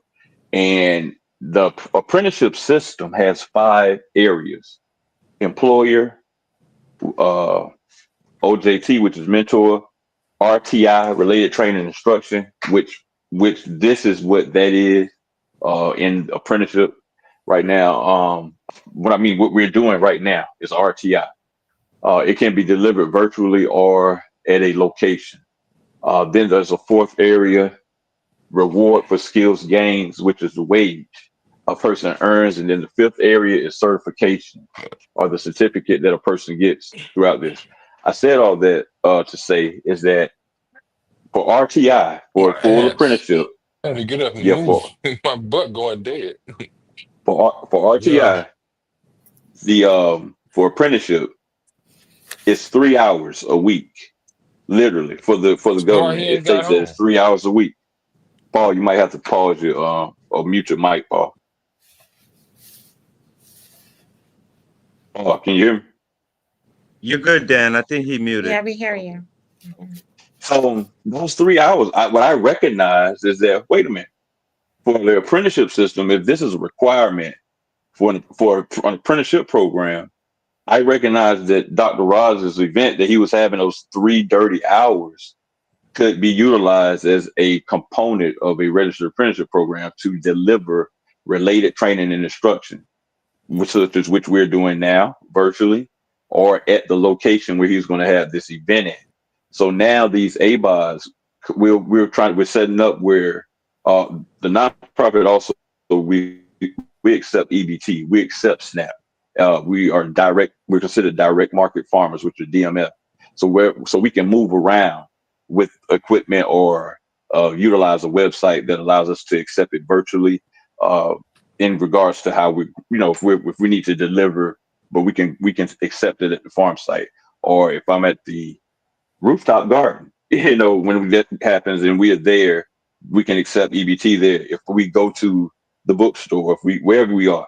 So with that being said, we'll be able to allow the ABAWDs to also contribute, or if they want to purchase seeds or fruit bearing plants, they would be able to utilize their EBT digital currency to do that, and they also get credited for some hours as well. So there's different opportunities. Like Dr. Ross said, hey, you can earn hours by going to get your prostate checks, things of that nature. We have a thing where also if people go to see if they're eligible or suitable for an individual training account. This should be anywhere in the nation, but like especially in the state of Georgia, there are many people in these communities that are eligible just because they receive EBT or SNAP. There's something called WIOA, Workforce Innovation Opportunity Act Fund. Listen, at this local level, community businesses, no matter what state, you can access WIOA funds to train people. This is how electrical, plumbing type trades on the local level are kind of funded or offset the funds to train that person. This is how those funds are accessed. So what I've done is with the apprenticeship program is created agricultural related apprenticeships. So now people with their EBT card could literally actually be purchasing their first training products, which would be the seeds, into the program as their interest into the apprenticeship program. So what Dr. Roz is saying, this thing is really, really, I don't say big, but we are in motion. We're not just talking about it. We can do this. And if this spreads or scales, the impact of getting communities connected to fight growing healthy food for one, locally sourced organic foods to combat products like Cell Boss Blend, Jailbreaker, potato chips, something like that. And we can start now implementing slowly, organically, healthier foods into the community. That is definitely a major thing that if it gets to rolling, it's going to take all of us to make sure that it keeps moving, because it can change a community. I ain't gonna say overnight, but within that time frame of an apprenticeship program, 12 months, first 3 months, next time, I guarantee you can change any community, because guess what? The right skills and knowledge will be there to do that. What you are witnessing right now in every community across the United States, all these underserved, blighted, with people, the projects, all this type of stuff, where we're losing land and people coming in.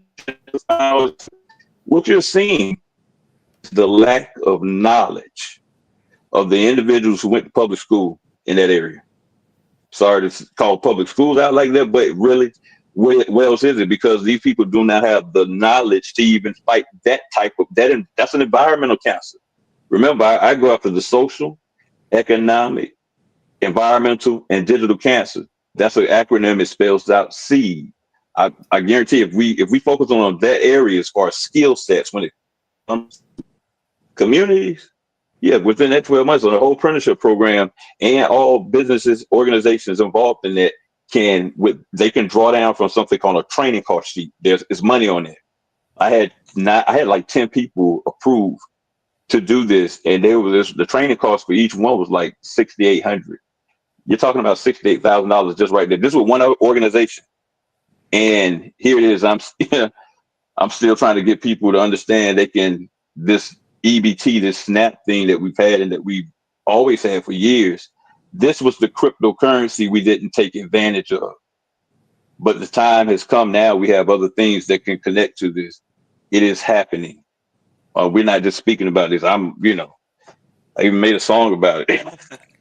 All right, I'm done talking now, y'all. And I would like to add this. I would like to say this for the men and leaders. Our culture is always looked up to. People wear Michael Jordans coming up. Everybody wear Michael Jordan, just fads. And then the commercials they put in front of these kids' face men gonna have to start, eating healthy in front of them kids, and they'll see an improvement in us, and then that'll link on to the chain, and it'll break that chain of that curse that's been placed on the community, is what I call it, because it's killing That's our babies in the end. Wow.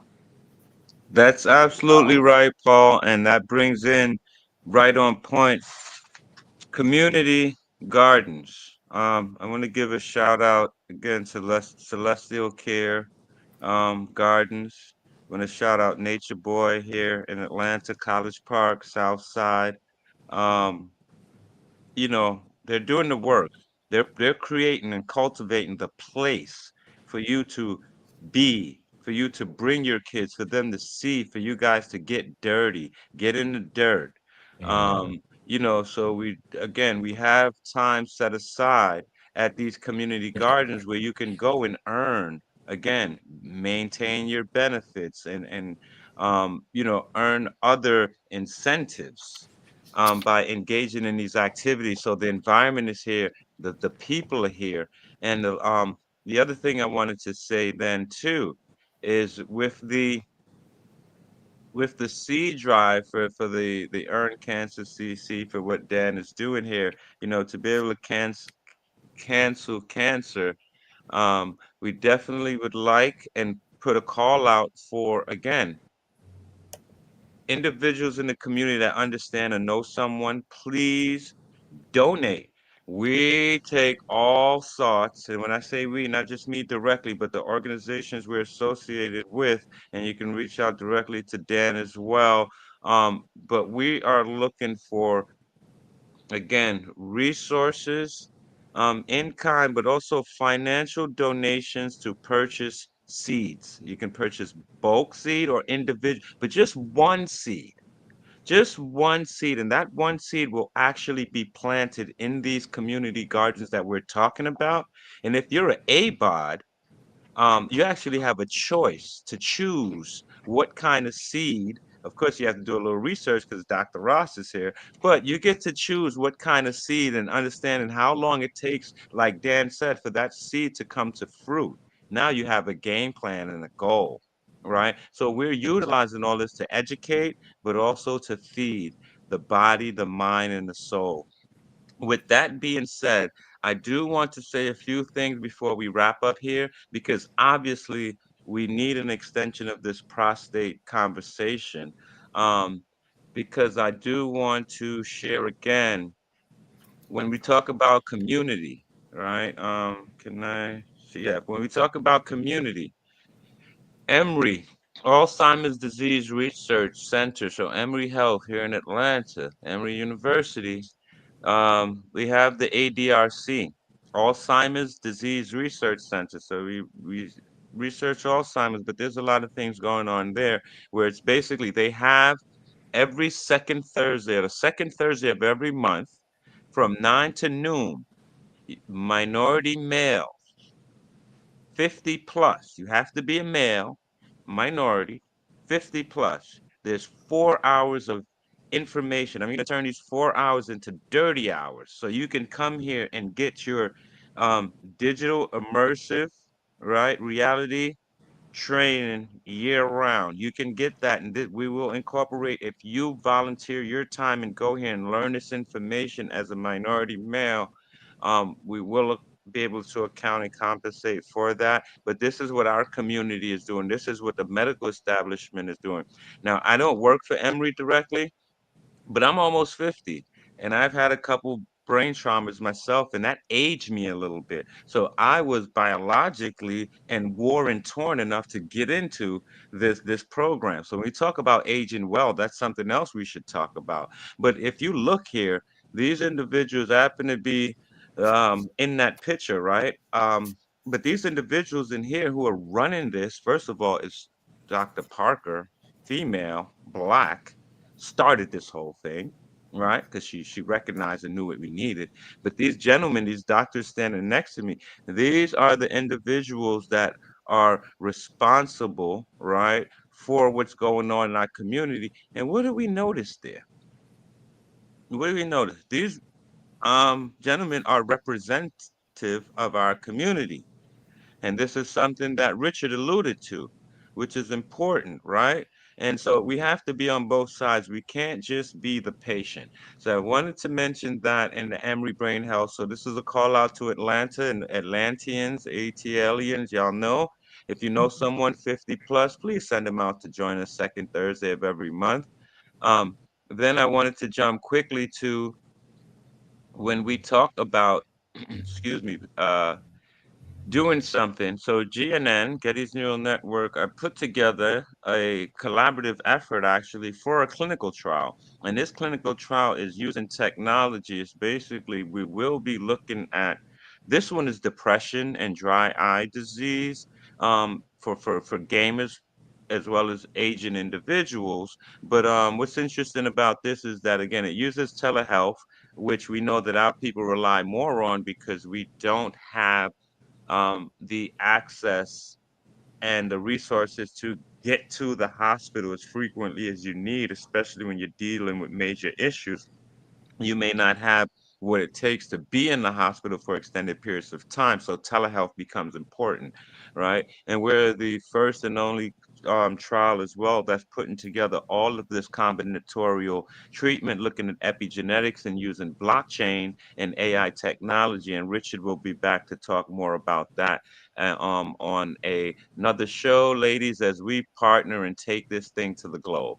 Um, but then when I come back, I do specifically want to talk to you guys about focal health fusion because we talk about we talk about prostate, but we have to talk about solutions. And what makes it much easier is there are devices out there utilizing AI technology that can make prostate exams um, a less terrifying experience. It can be more confident and especially the recovery period as well. So this is good on the patient side, and we'll go through it next time. I do have this available as on the medical side, but we also on if you're a practitioner and you're thinking about incorporating this into your business, we can speak about that as well, so you can offer this to your patients. But it's basically a semi-robotic arm that used to help prostate. So it uses AI technology to make it just a quicker, easier, less painful procedure. I'll get into details next time. And then the other thing I wanted to promote, what we talked about before, was the bookstore gallery, which is the two locations that we have in Atlanta, Georgia, that is associated to, well, that's where GNN's our office is. But then again, the individuals there we work with in the community and providing the space for these 3 dirty hours again, which is digital immersive reality training year round.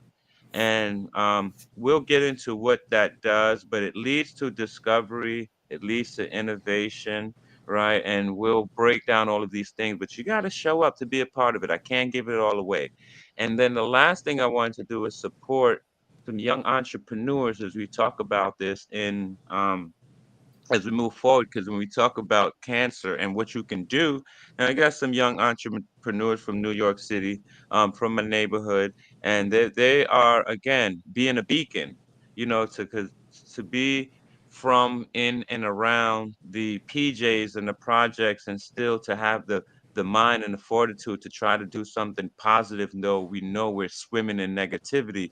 I have to give a shout out to Chris and William and my son JD as well for this. And you guys look out for Copper Colors Culture and their coloring books. We'd love to get this into schools, into community centers, into libraries.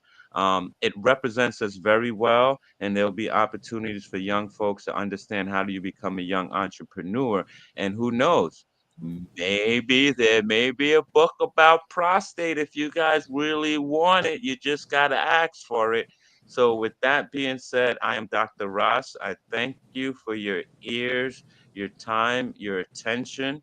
I thank my guests and my colleagues, my mentees, my mentors, because all of you guys are both to me. Um, thank you so much. And I will close on that. Lady J, Lady K, Rich, Paul, and my brother Dan, thank you so much for a wonderful Sunday.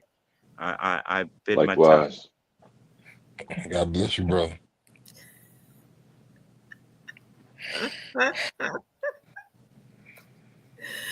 Lady Well, J? he said a mouthful. Before y'all go, I do want to say this. You know, the videos I make is for people's mental. You know, we go through a lot, and especially women going through chemo or people going through chemo dialysis. I do it for across the board in hospital, people in the hospital, just like you said, depression. I want them to go over to my little website, Paul Kirk Clayton, Facebook, Instagram, TikTok, all social media. I do a little something for them, like a minute and a half message, and it'll help them grow too. That'll help. And he does this day, people. Day. Okay? Yes, sir. Not every day. He do this day. 5 times a Thank day you. sometimes. Rich? Thanks, Paul. Thank you very much for you guys just having me. Like I said, I'm looking forward to, now I'm interested in, ways that I can be able to innovate in this space. Again, I think that, getting people in front of things like AI, the information is free. Sitting somebody in front of AI and then allowing them to see the symptoms, get a, top 10 symptoms so that way they can understand that. That education is right there. So I think that making it accessible is a responsibility of somebody like in my space, because at the end of the day, I want to be able to not only make a difference, but at the same time too make information a lot more accessible, which that's the real power.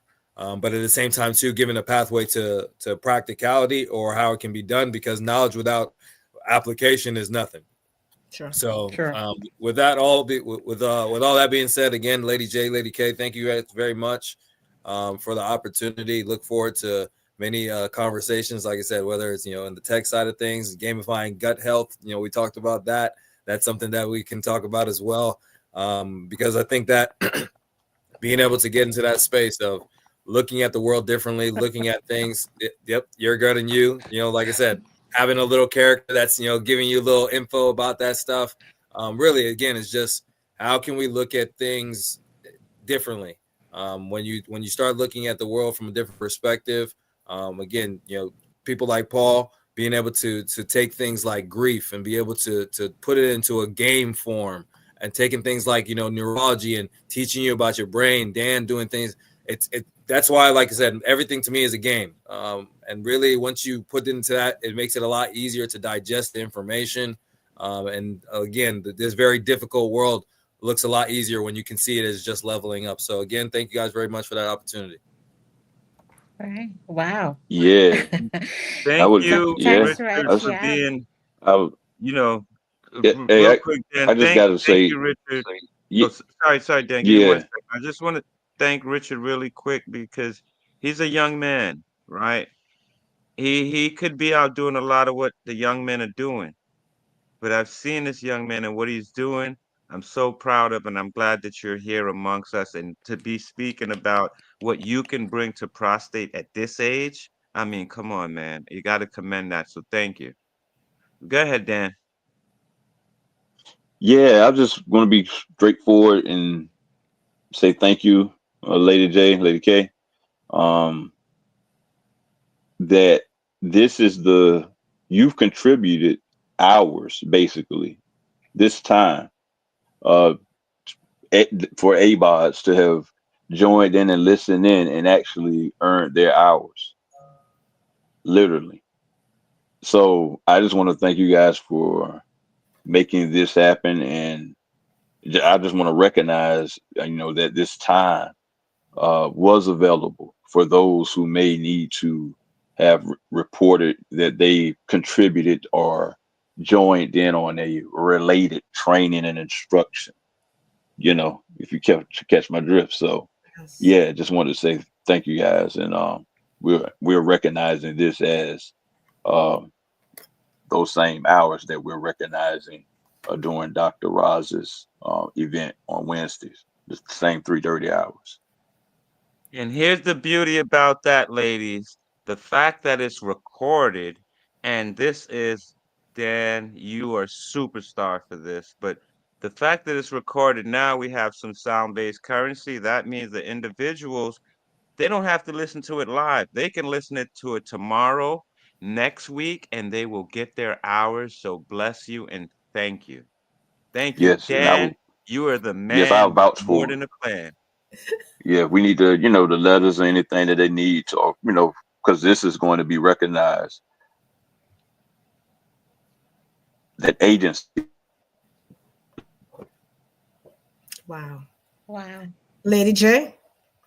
Well, I mean, Yes, all I'm going department. to say, first I of all, mean, we want to just say thank you to you amazing men this evening for what you've provided to the space, enriching, enlightening, uplifting, new insight, great perspectives, and all those things because you've empowered us in this moment and you've broadened our horizon and, as we like to say here, expand your toolbox, your toolkit, however you want to phrase it, because now we have something to move forward with because knowledge is power. We can share it with our friends, as those who watch us live and they're going to catch us on the replay. And Dan, thank you for mentioning that as well, because we need the knowledge. We need the knowledge how we can help others, and that's how we can share and help others, the men in our lives, their wives, their girlfriends. We can enlighten them how they can support. And Paul, when you spoke of Deborah, who asked the question, be gentle, be tender. And then when you spoke about get creative, and that is how we women can support the men in our lives in whatever area they play in our lives. We can support them on that level. So much was mentioned here tonight. I'm going to end on a great note to say, just say thank you. A big thank you to all of you. A big say that we are very proud of all of you for sharing this space with us tonight and pouring on us as women and the audience and everyone that how we can move forward and step forward boldly and take inspired action to see others move through life. And we all on this journey called living healthy with vitality. Thank you. Lady K. This was a very nourishing podcast. I see it as nourishing because the thing is that when you come into this space, enrichment of mind, body, and soul, you're going to be nourished. And when you get nourished, you're able to flourish. Oh, that's a good one. I could see Dr. Ross dancing. It's a happy genes. Are you flowing? You flowing, Lady K. Go ahead. I gotta warn you. Dan is a rapper. Dan is a music. He's an artist. You might get him riled up. And then Rich, you're gonna put a game to that. And then Paul would add something. Anytime you enter and then into I'll this put the space, video with it. And I'll put a video with it. You know what I mean? Right, you're gonna put a video with it. This is such a beautiful, very good discussion, and it's helping an individual to understand, especially our Black brothers out there, is to help them to understand how they can take care of themselves. Because we know you guys are going through a lot and you don't have a support system. Maybe you're in a home, you don't have a supporting partner, and you can always come into this space here and you're going to be enriched. And I want to shout out to Sugar D from 246 Bajan Vibes Radio, because he gave us this space where we can nourish you as individuals out there. He provided this space for us that we could come every Sunday and give you the food that you need. You take what you want and you leave what you don't want. As we normally say, it's a buffet style. Our friends, Dr. Terrence said, it's a buffet style, So when you come, you expect to be filled. You're going to get a 3-course. It's a 3-course you're getting when you come here, So we just want to continue to supply you, to give you with all the information that you need on different subject areas, because every week we normally bring different subject for you. And if you would like us to bring a subject and highlight it for you, just let us know. In the comments, in the footnotes, you're going to see there is a link there. You can recommend a doctor. You can recommend somebody who want to share their story, and we could bring it and highlight that individual. Because you know what? It's all about enriching the world. We are here to make a difference. We are here to make a difference, one step at a time. And we're going to do it. We're going to uplift each other, and we're going to make the world go round. That's our mission, and that's our purpose. We love you guys. Continue to be a part of enrichment of mind, body, and soul. Continue to support 246 Bajan 5's Radio Classified Ads. Also, please go and subscribe to Soul Light Body. What are you waiting for? It's high time you subscribe to Soul Light Body. Because you know what? When you subscribe to Soul Light Body, you'll never be the same. You will never be the same. It's a game changer, right? Right, Rich? That's right. Don't forget to pick up our books as well. Amen. This is such a beautiful interaction this evening. Thank you guys so much for taking the time and coming in and sitting with us, and being the game changer. Because you guys are very creative. This is what you call creativity. That's right. This is what you call creativity. Go ahead, Paul. Take the mic. I was gonna say young, black, and gifted, but we all God's children, so we just young, black, and gifted. You know what I mean? and I'm not sure. I'm not sure if I can claim the young anymore, but definitely black and gifted. We the building. It's in the heart. It's in the heart, baby. It's in the heart. Yeah, absolutely. And Lady J and Lady K, I want to have a real serious talk about when it comes to the book.